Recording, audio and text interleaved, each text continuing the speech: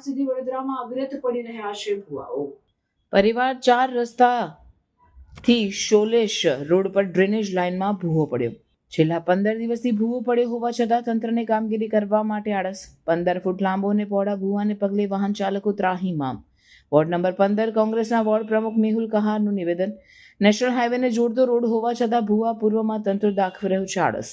મોટી સંખ્યામાં સોસાયટી અને હોસ્પિટલ આવેલી હોય નાગરિકોને પડી રહી છે મુશ્કેલીઓ। વહેલી તકે કામગીરી કરવા માંગ કરી। વોર્ડ નંબર 15 નો વિસ્તાર છે। અહીંયા 15 થી 20 દિવસ અગાઉ એક મસ્ત મોટો ભૂવો પડ્યો છે। આશરે 1 ફૂટ ઊંડો અને 15 ફૂટ પહોળો ભૂવો છે। અહીંયાના રોડની કામગીરી, ડ્રેનેજની કામગીરી ડિસેમ્બર મહિનામાં પૂર્ણ થઈ ગઈ છે, પરંતુ જો 6 થી 7 મહિનામાં જો આવા મસ્ત મોટા ભૂવા પડતા હોય તો 100% અધિકારીઓ, કર્મચારીઓની મિલીભગતથી જ આ ભૂવા પડતા હોય છે। અહીંના સ્થાનિક લોકો હજારોની સંખ્યામાં અવર જવર કરે છે। આજુબાજુ સોસાયટીઓ છે, રોડ છે, વિસ્તાર છે અને અહીંયાથી 1 કિલોમીટરના અંતરમાં નેશનલ હાઈવે આવેલું છે।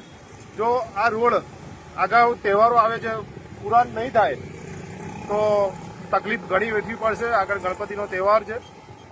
આપ જાણી શકો છો કે આ પરિવાર 4 રસ્તાથી હાઈવે સુધીના રોડ પર હજારોની સંખ્યામાં ટ્રાફિક અવર જવર કરતું હોય છે। તો વહેલી તકે કોર્પોરેશનને જાણ કરીએ છીએ કે આ ભૂવો પૂરી દેવામાં આવે। શું નામ આપનું? મેહુલ કહાર, વોર્ડ 15 કોંગ્રેસ પ્રમુખ।